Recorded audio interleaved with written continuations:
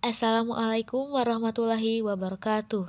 Perkenalkan, nama saya Habibah Rizkina TN dengan NIM 23210102.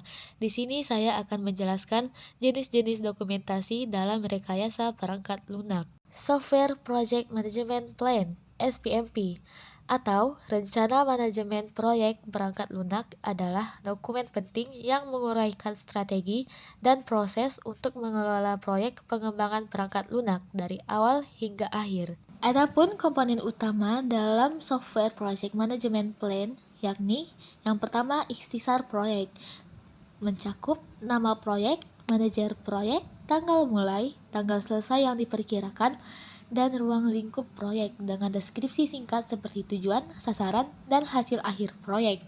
Yang kedua, tujuan proyek yang ingin dicapai oleh proyeknya.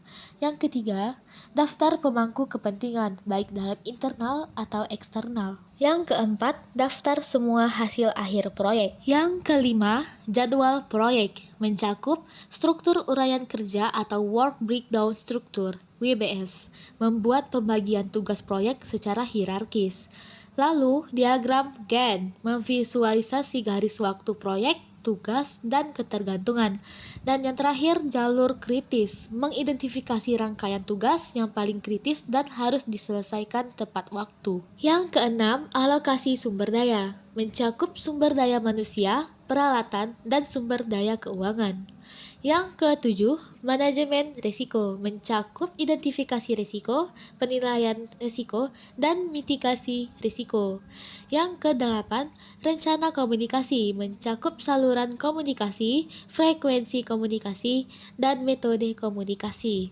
Yang kesembilan, ada manajemen kualitas, mencakup standar kualitas, jaminan kualitas, dan pengendalian kualitas. Yang kesepuluh, ada manajemen perubahan, mencakup proses pengendalian perubahan dan otoritas persetujuan perubahan.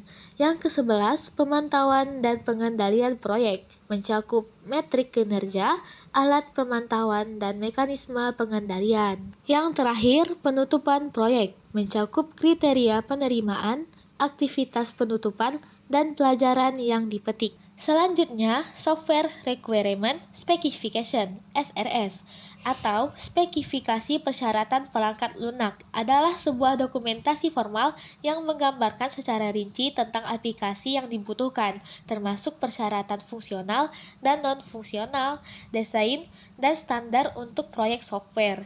Dokumen ini dibuat oleh developer setelah mengumpulkan informasi dari calon pengguna software.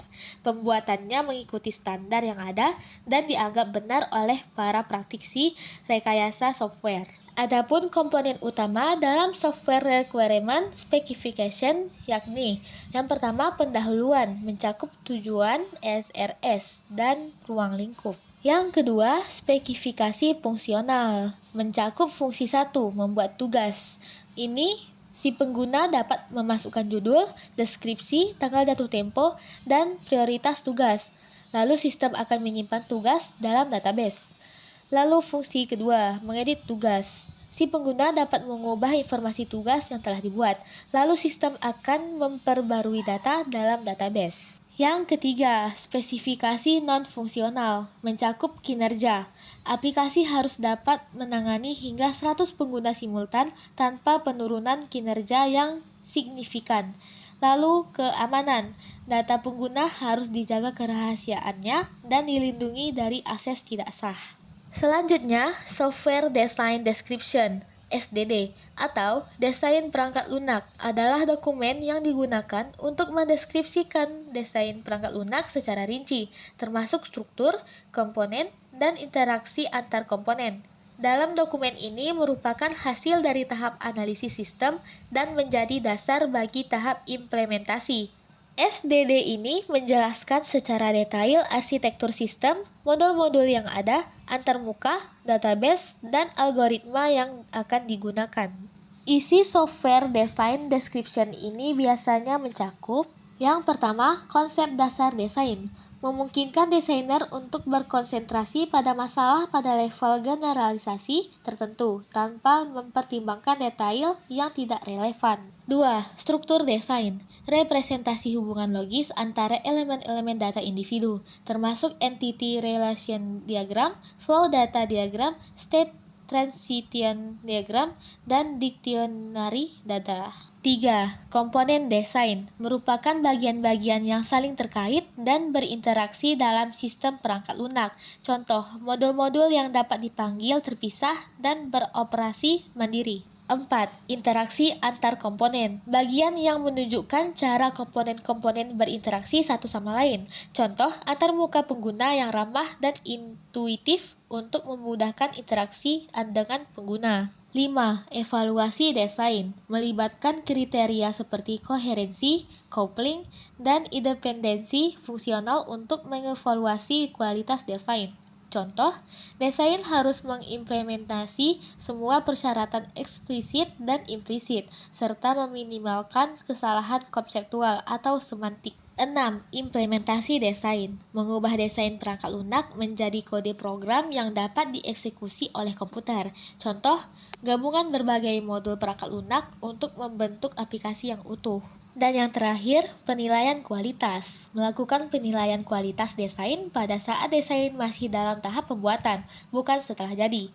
Contoh, dinilai untuk meminimalkan kesalahan konseptual dan memastikan keseimbangan antara koherensi dan coupling. Selanjutnya, Software Test Plan (STP). Rencana pengujian perangkat lunak adalah dokumen formal yang merinci strategi, pendekatan, jadwal, dan sumber daya yang diperlukan untuk melaksanakan pengujian perangkat lunak. Dokumen ini berfungsi sebagai pedoman bagi tim pengujian untuk memastikan bahwa perangkat lunak yang dihasilkan memenuhi persyaratan kualitas yang telah ditetapkan. Adapun komponen utama dalam software test plan ini yaitu yang pertama, pendahuluan, mencakup tujuan pengujian, ruang lingkup pengujian, dan referensi, misalnya dari SRS dan SDD. 2. Item yang akan diuji, mencakup fitur dan fungsionalitas, modul-modul, database, dan antarmuka pengguna yang akan diuji. 3. Fitur yang tidak diuji beserta alasannya. 4. Karakteristik kualitas yang akan diuji, misalnya kinerja, keamanan, dan usabilitas. 5. Titik masuk dan keluar pengujian. 6. Kriteria kelulusan. 7. Lingkungan pengujian, termasuk perangkat keras, perangkat lunak, dan data yang diperlukan untuk pengujian. 8. Prosedur pengujian mencakup langkah-langkah yang akan dilakukan untuk melakukan pengujian, jenis pengujian yang akan dilakukan misalnya unit testing, integrasi testing, sistem testing, dan kasus uji yang akan digunakan. 9. Jadwal pengujian. 10. Risiko dan masalah. 11. Sumber daya mencakup personil yang terlibat, alat pengujian, dan anggaran. Dan yang terakhir, laporan pengujian, mencakup format laporan pengujian dan frekuensi pelaporan. Selanjutnya, Software Test Description (STD) atau deskripsi pengujian perangkat lunak adalah penjelasan rinci mengenai proses yang akan dilakukan untuk memeriksa kualitas dan kinerja suatu perangkat lunak. Proses ini melibatkan metode untuk memverifikasi apakah aplikasi sudah sesuai dengan persyaratan yang diharapkan atau belum. Adapun jenis-jenis testing dalam software test description ini yaitu: pertama, manual testing. Dilakukan secara manual oleh penguji yang menyiapkan test case secara manual dan mengoperasikannya untuk mengetahui error pada perangkat lunak yang sedang diuji. 2. Automated testing. Digunakan teknik otomatisasi dengan membandingkan hasil yang diinginkan dengan hasil yang sebenarnya, biasanya menggunakan bahasa scripting atau tools. 3. Performance testing. Menguji kinerja perangkat lunak dalam berbagai situasi, termasuk uji beban, uji kecepatan, dan uji skalabilitas. 4.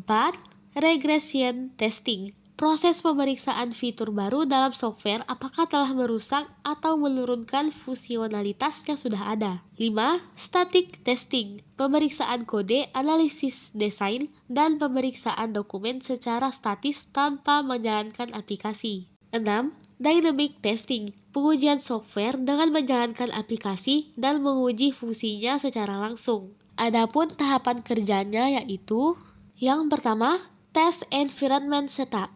Menyiapkan lingkungan pengujian yang mencakup berbagai alat dan sumber daya yang diperlukan. 2. Test case development. Mengembangkan kasus pengujian yang akan digunakan untuk menguji berbagai fitur dan fungsi aplikasi. 3. Test execution. Jalankan kasus pengujian yang telah dikembangkan pada aplikasi dan catat hasilnya untuk identifikasi masalah atau bug. Yang terakhir, monitoring and reporting. Pantau dan laporkan hasil pengujian untuk mengidentifikasi masalah dan merevisi aplikasi jika perlu. Selanjutnya, software test result (STR) atau hasil pengujian perangkat lunak dapat disebut sebagai hasil pengujian software atau output pengujian yang diperoleh setelah menjalankan serangkaian tes pada suatu aplikasi. Hasil ini memberikan gambaran tentang kualitas dan kinerja aplikasi tersebut. Adapun elemen utama dalam software test result ini yaitu yang pertama, status test mencakup lulus atau pass, gagal atau fail, blokir atau blocked, dan tidak berjalan atau not run. Yang kedua, bug ditemukan. Jika ada bug, maka hasil pengujian akan mencantumkan detail bug tersebut, seperti deskripsi bug, langkah-langkah untuk mereproduksi atau cara untuk mengulang bug tersebut agar bisa diperbaiki, tangkapan layar atau video sebagai bukti visual, dan tingkat keparahan. 3. Metrik.